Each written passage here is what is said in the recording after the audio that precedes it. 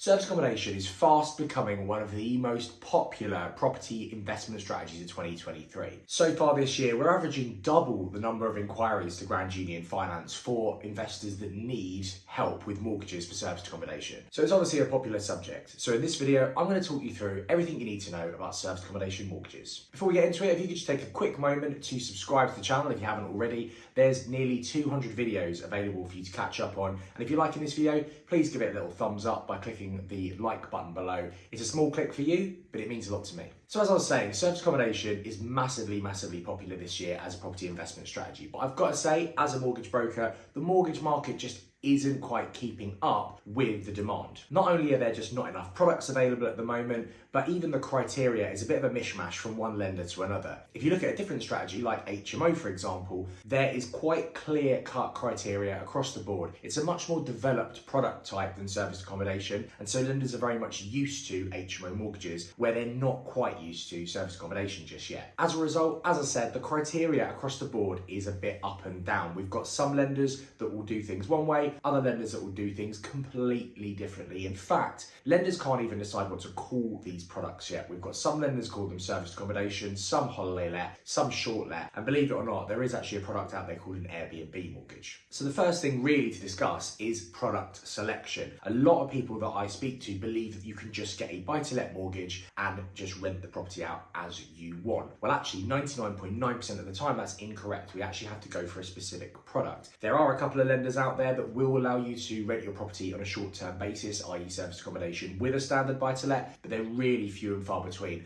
Most lenders who do offer these products will have specific products for service accommodation or short-term lets. You can't just normally use a buy-to-let mortgage. That's the first thing to remember that's really important. The other massive thing about service accommodation mortgages is actually working out how much you can borrow. Now, for those of you that have followed me for a while, you know that I talk a lot about rental calculators when it comes to buy-to-let and HMO mortgages, which essentially that lenders will use the rental income that a property gets to determine how much you can borrow. They'll use a rental calculator to do that. However, when it comes to service accommodation, it's really difficult to know from 1 month to the next what kind of rental income you're going to get. So traditionally, when we've had holiday let mortgages, which actually have been around for quite a long time, what lenders would use is a high, mid and low season rate. So they would go to a specific letting agent, or you would be required to go to a specific letting agent that deals with holiday lets and get this high, mid and low season rate. And then different lenders would use some sort of average of those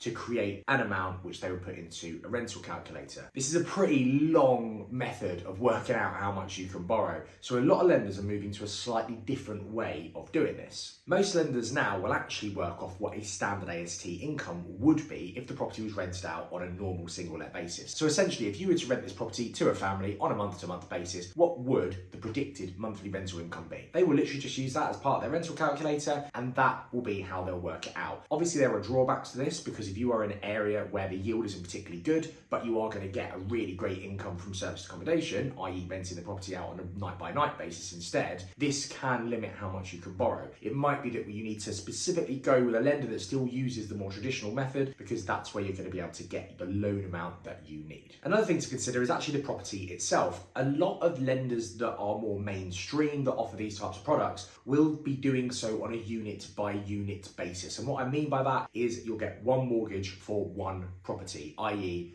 one flat, one house. A lot of my clients actually build or buy whole multi-unit freehold blocks, i.e. blocks of flats, and actually rent out all of the apartments for service accommodation. Now, if these are all on one freehold, we're going to have to go down the route, unfortunately, of using a commercial lender. There are maybe one or two lenders on the more sort of standard market that could look at this, but on the whole, we're going to have to look at commercial lenders at the moment. So there you have it. That really is everything that you need to know when it comes to service accommodation mortgages at the moment. As I said, there aren't a lot of products at the moment. It's what I would still describe as an immature market. However, there are more and more lenders and therefore more and more products coming to the market all the time.